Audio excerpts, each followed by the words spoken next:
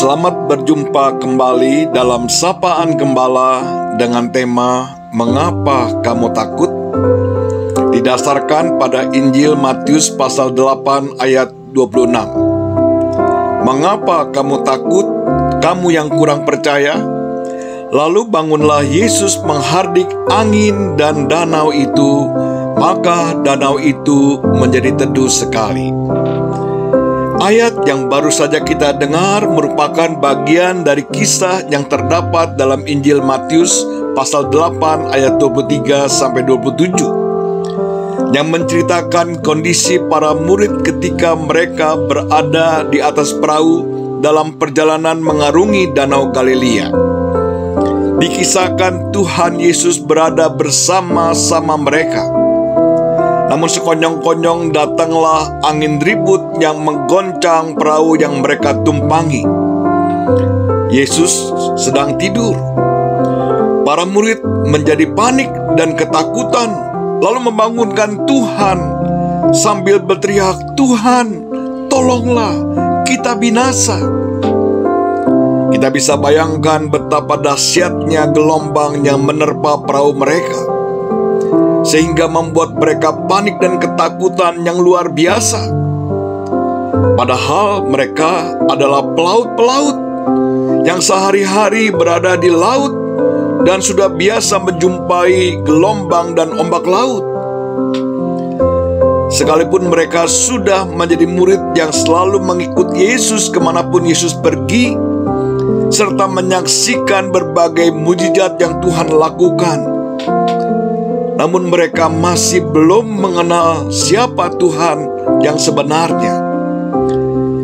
Nyata dari teriakan kepanikan yang mereka katakan, "Tuhan, tolonglah, kita binasa." Kepanikan tersebut yang kemudian membuat Tuhan mengoreksi dan menegur ketidakpercayaan para murid. Namun akhirnya Tuhan menghardik angin badai itu dengan kuasanya, dan danau itu pun menjadi tenang dengan seketika. Tanpa kita sadari bahwa sikap para murid yang panik dan ketakutan sering menjadi sikap kita ketika perahu kehidupan kita mulai terombang-ambing oleh dahsyatnya badai dan gelombang.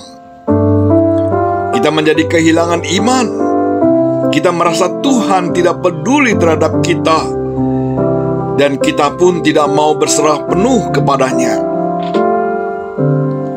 Gelombang atau badai memang bisa menjumpai siapa saja, baik muda, tua, anak-anak, orang dewasa, orang kaya, atau orang miskin.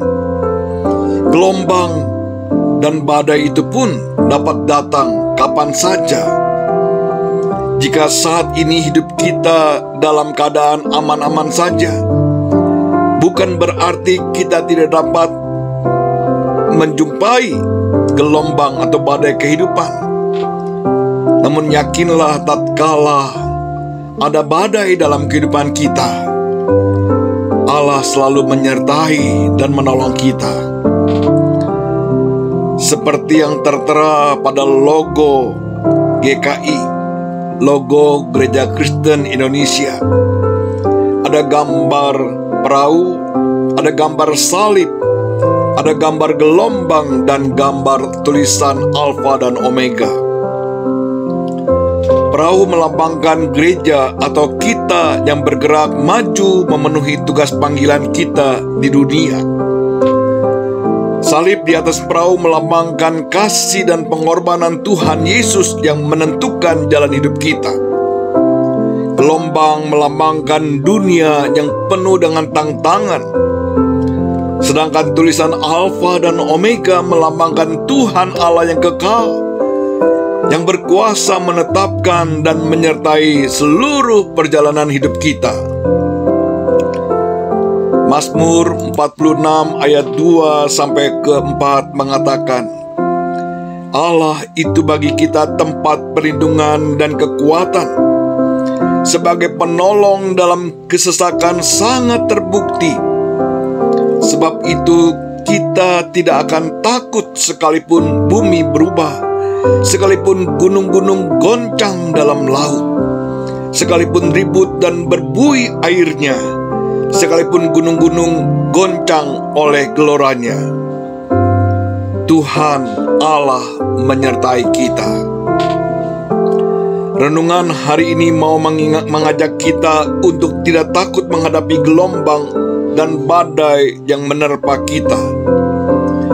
Yakinlah bahwa Ia sanggup mengatasi gelombang dan badai hidup. Berserahlah kepadanya, sebab Ia Tuhan Sang Pemelihara kita.